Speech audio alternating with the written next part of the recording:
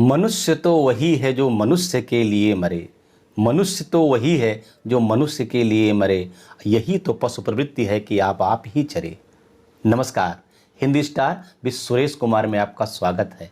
जी हाँ, आप ठीक समझ रहे हैं। आज कुछ ऐसी ही बात करने वाले हैं कि हम मनुष्य जब मनुष्य की संवेदनाओं को समझता है, मनुष्य जब मनुष्य की भावनाओं को समझता है, एक मनुष्य जब दूसरे मनुष्य के दुख दर्द को समझता है, वो मनुष्य है। यही हमें पशुओं से अलग करती है। अब आप अंदाज़ा लगाइए कि क्या हो सकता है। जी हाँ, तो पंक्ति तो आपको याद होगी, मधुर मधुर मेरे दीपक जल, प्रतिक्षण प्रतिपल प्रियतम का पथ आलोकित कर। मधुर मधुर मेरे दीपक जल, प्रतिक्षण प्रतिपल प्रियतम का पथ आलोकित कर। या फिर मैं नीर भरी दुख की बदली, उमड़ी कल थी मिट आज चली, परिचय इतना इतिहास यही। जी हाँ, मैं बात कर रहा हूँ महादेवी वर्मा की। आज हम आपको इस वीडियो में महादेवी वर्मा की रचना भक्तिन, जो 12वीं कक्षा सीबीएसई बोर्ड की आरोह पुस्तक में दी गई है, उसका हम अध्ययन करेंगे। और इस पर आधारित बोर्ड में प्रश्न कैसे आते हैं, बोर्ड में प्रश्न कैसे पूछे जाते हैं, उसका भी अध्ययन करेंगे। आइए पहले हम पाठ को पढ़ने से पहले लेखिका का जीवन परिचय देख लेते हैं। क्योंकि मेरा ऐसा मानना है और आप भी ऐसा मानते होंगे कि किसी की रचना को पढ़ना है तो सबसे पहले उस रचनाकार को समझिए, उस रचना करने वाले को समझिए। अगर हम रचनाकार को समझ जाएंगे, उसकी रचना को भी समझ जाएंगे। तो लेखिका हैं महादेवी वर्मा, जिनका जन्म 1907 फर्रुखाबाद में हुआ। इनकी मृत्यु 1987 इलाहाबाद में हुई। इनके काव्य संग्रह हैं निहार, रश्मि, नीरजा, यामा, दीपशिखा।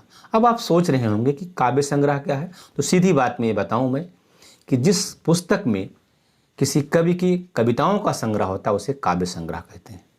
ऐसे ही जिस पुस्तक में कवि के निबंधों का संग्रह होता है उसे निबंध संग्रह कहते हैं। और इनके निबंध संग्रह हैं भारतीय संस्कृत के स्वर, श्रृंखला की कड़ियाँ, आपदा। इनके संस्मरण हैं अतीत के चलचित्र, स्मृति की रेखाएं, पथ के साथी, मेरा परिवार।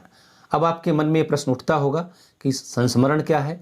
तो आप, जब हम किसी स्मरणीय व्यक्ति या घटना की यादों को लेकर कोई चित्रण करते हैं, किसी स्मरणीय व्यक्ति या घटना की यादों को लेकर कोई चित्रण किया जाता है तो संस्मरण कहलाता है। इसमें अनिवार्य शर्त यह है कि लेखक का या रचनाकार का उस घटना या उस व्यक्ति से व्यक्तिगत तौर पर जुड़ा होना आवश्यक होता है, तभी आप बेहतर संस्मरण लिख पाएंगे और वो उत्तम पुरुष शैली में लिखा जाता है। अब हम देखते हैं कि महादेवी वर्मा की साहित्यिक विशेषताएं क्या हैं। तो महादेवी वर्मा साहित्य सेविका भी और समाज सेविका भी। अब कैसे? साहित्य में उन्होंने बहुत सारी रचनाएं की, जो खास करके महिलाओं के सशक्तिकरण के लिए, भोले भाले जीवों के लिए भी इन्होंने रचनाएं लिखी। जो इनका संस्मरण है मेरा परिवार, इसमें इन्होंने अपने परिवार में जो वो हिरन, मोर, गिलहरी, ऐसे कुछ पालतू पशु जो इनके पेट्स थे उनको रखे थे, उन पर इन्होंने उनका जिक्र किया, उनका वर्णन किया। तो इससे लेखिका की संवेदना प्रकट होती है कि लेखिका कितनी संवेदनशील है। समाज सेविका कैसे हैं? इन्होंने इलाहाबाद में प्रयाग महिला विद्यापीठ की स्थापना की। छायावाद के 4 स्तंभों में से एक हैं। तो छायावाद के बाकी 3 स्तंभ कौन हैं? प्रसाद पंत निराला, अर्थात जयशंकर प्रसाद, सुमित्रानंदन पंत और सूर्यकांत त्रिपाठी निराला। इनकी कविताओं में इनकी अपनी आंतरिक पीड़ा और वेदना इस प्रकार प्रकट हुई है कि जैसे लगता है कि इस लोक से परे किसी और लोक की तरफ इशारा कर रही हैं। जैसे इनकी पंक्ति है कि मधुर मधुर मेरे दीपक जल, प्रतिक्षण प्रतिपल प्रियतम का पथ आलोकित कर। गद्य में इनका गहरा सामाजिक सरोकार दिखता है। आप इस पाठ में को पढ़ेंगे भक्तिन को, तो यहाँ पर आप देखेंगे कि कैसे कैसे लेखिका ने समाज के ताने बाने को आपके सामने रखा है। भाषा में बनावटीपन नहीं है और मर्मस्पर्शिता मतलब हृदय को छू ले, हृदय में उतर जाए, ये इनकी गद्य की प्रमुख विशेषता है। भक्तिन ये इनका एक संस्मरणात्मक रेखा चित्र है, जो स्मृति की रेखाएं इनका है उससे लिया गया है। और इस रेखा चित्र में इन्होंने अतीत और वर्तमान को खींचते हुए, अतीत और वर्तमान का चित्र खींचते हुए भक्तिन के व्यक्तित्व का ऐसा मर्मस्पर्शी चित्रण किया है, दिल को छू लेने वाला चित्रण किया है कि जिसमें पाठक बंध जाता है तो बंधा ही रहता है। इन्होंने इस पाठ में भक्तिन के संघर्षशील जीवन को दिखाया है, उनकी कर्मठता को दिखाया है और दिखाया है कि वो स्वाभिमानी ढंग से जिंदगी कैसे जी रही थी। इन्होंने इस पाठ में ये भी दिखाया है कि पितृसत्तात्मक समाज में भक्तिन अपने हक की लड़ाई लड़ते लड़ते, अपने अधिकारों की लड़ाई लड़ते लड़ते कैसे हार जाती हैं इस पुरुष प्रधान समाज में, और हारने के बाद ज़िंदगी में जो फैसला लेती हैं, यू टर्न लेती हैं कि वो खेती करना छोड़ करके नौकरी करने के लिए लेखिका के पास पहुंचती हैं।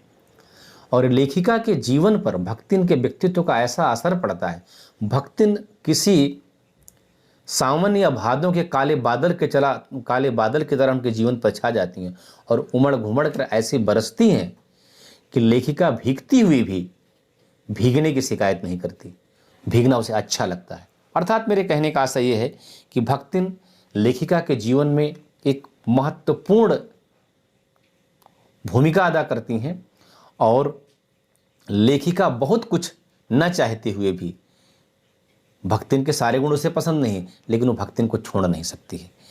भक्तिन के बहुत सारे गुण लेखिका को ने सीख लिया, अर्थात लेखिका के व्यक्तित्व पर बहुत सारा कुछ असर पड़ा भक्तिन का।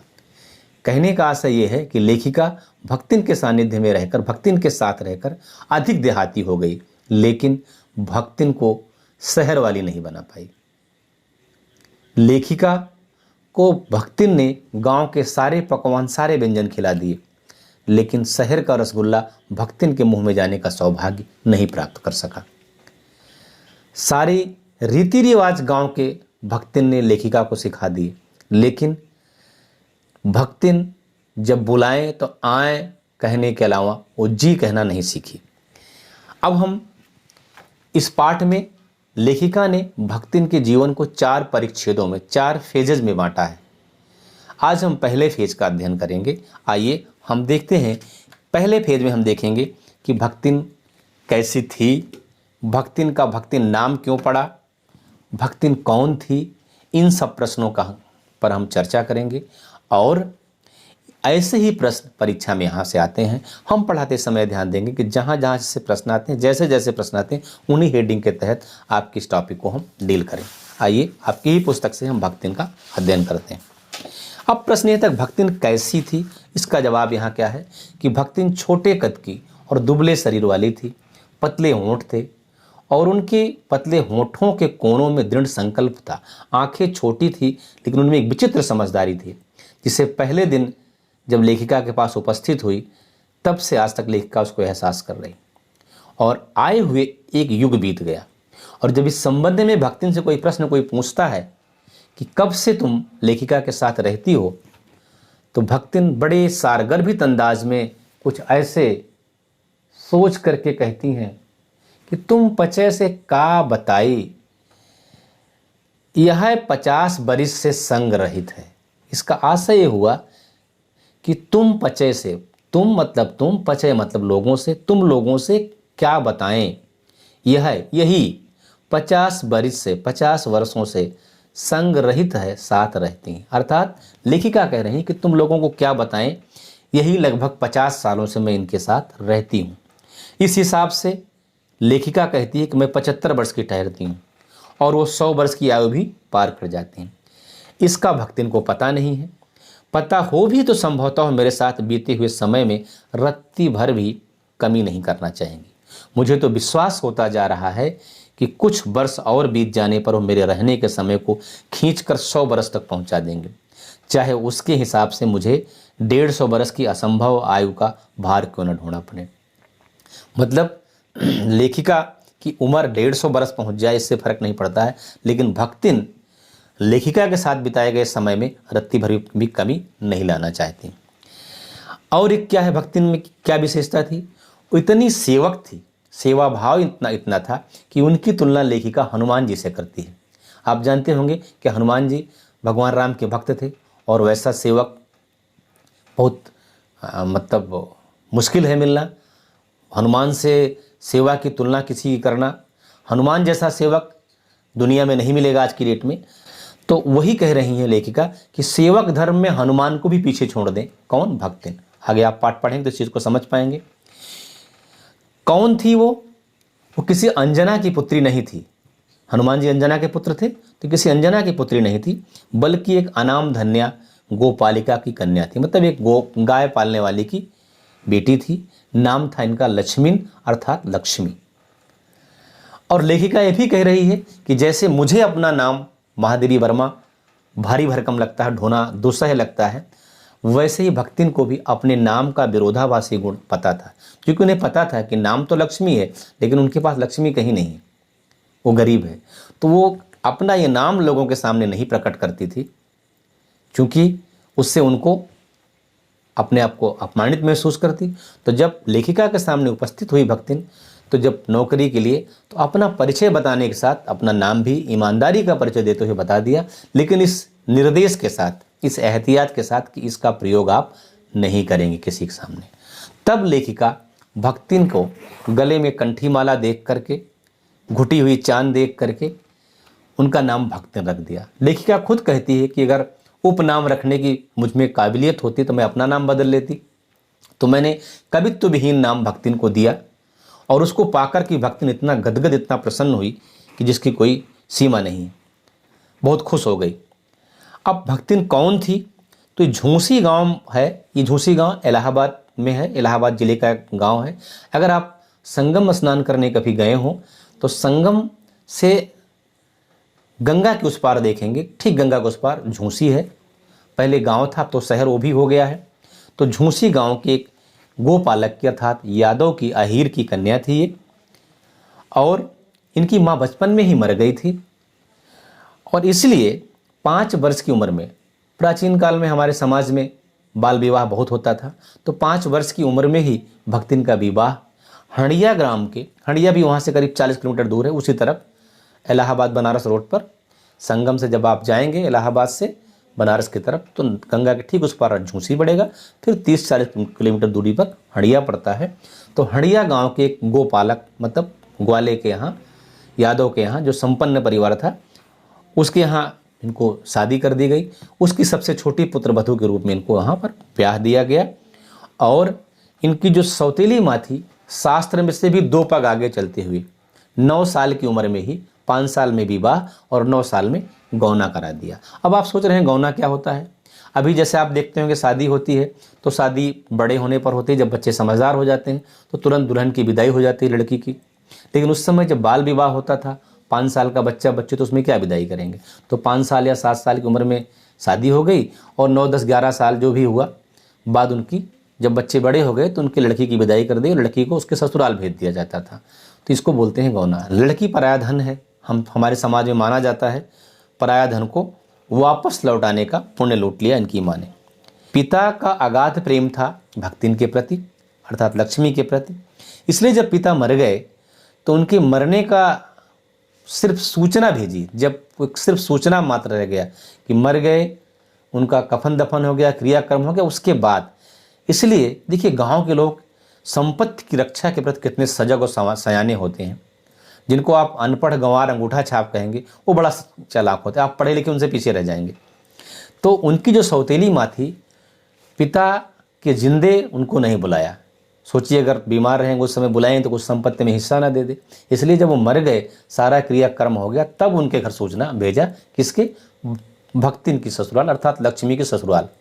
और इधर जो इनकी सासू माँ है वो भी कम नहीं, उसने इसलिए नहीं बताया कि यहाँ रोना धोना शुरू कर दे तो अशुभ होगा।